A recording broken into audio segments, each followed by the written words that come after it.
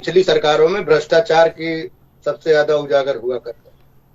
विकास केवल हाथों और कागजों में था। आज विकास दिखाई देता है। माना कि उत्तर प्रदेश बड़ा राज्य है, ठीक है, और सबसे बड़ा, सबसे आबादी वाला राज्य भी है। कुछ छुटपुट घटनाओं को देख लिया जाए तो 100 में से अगर नंबर दिया जाए तो कम से कम 97-98% नंबर दिया जा सकता है इस सरकार में। विपक्ष के लोग इसको नहीं समझ पाएंगे। ये मैं आपको थोड़ा सा अवगत कराना चाहूंगा। इसी उत्तर प्रदेश में बिजली वही है। बिजली की व्यवस्था कहाँ 24 घंटे मिलती थी, ये हमारी बहन बैठी है बता सकती। बिजली की व्यवस्था सैफई में सबसे ज्यादा हुआ करता था या रामपुर में हुआ करता था, जहां पे इनके वीवीआईपी लोग थे वहां 24 घंटे होता था। ठीक है। बाकी बिजली की कटौती कितनी होती थी, किसान कितना परेशान रहते थे, खेतों में पानी नहीं होता था, वो सबको सब ज्ञात है। आज ऐसा नहीं। आज सबको भरपूर मात्रा में बिजली मिल रहा है, चाहे वो ग्रामीण इलाका हो चाहे वो शहरी इलाका हो, पूरे उत्तर प्रदेश के 75 जिलों में है। अब बात आती है रोड की। रोडों का कितना बड़ा खस्ता हाल हुआ करता था। आज आप किसी गांव में चले जाओ, हाईवे से रोड गांव तक कनेक्ट। दयाराम जी, हमने जमीनी स्तर पे काम किया है, हमारी टीम पहुंची है गांव-गांव तक। कई गांव में रोड नहीं बने हैं, नालियां नहीं बने हैं, लोगों को काफी परेशानी हो रही है। ये हमने तस्वीरें दिखाई, और भी तस्वीरें हमारे पास है, हम वो भी दिखाएंगे जी। सुन लीजिए मैंने आपको क्या कहा जी।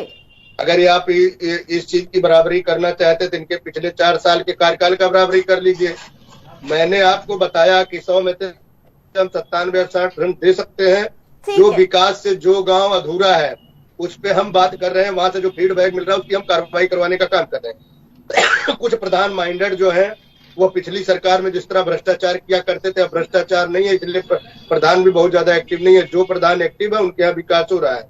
हम ये कह दें कि सरकार में विकास नहीं हो रहा तो ये नाकाफी होगा। अब दूसरी बात आती है नाली और खड़ंजा की। पहले से काफी बेहतर काम है, मान लेते हैं। हमने कहा ना, अगर 100 गांव है तो 10 गांव छूट गया है, 90 गांव हुआ है, हम 10 गांव में भी काम करने की तैयारी करते हैं।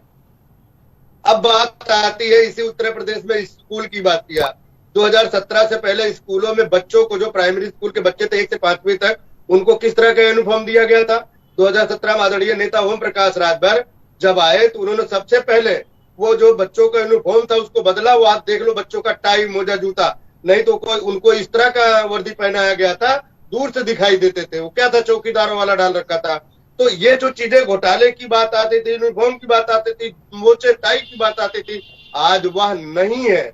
हम मान रहे हैं कि कुछ जो छुटपुट घटनाएं हैं या छूट रही हैं उस पे हम काम कर रहे हैं। माननीय मंत्री जी का विकास नहीं, उत्तर प्रदेश का पंचायती राज आपको अलग दिखाई देगा। इसी उत्तर प्रदेश में पंचायती राज के साथ में जो अल्पसंख्यक कल्याण है उसको आप देख लीजिए।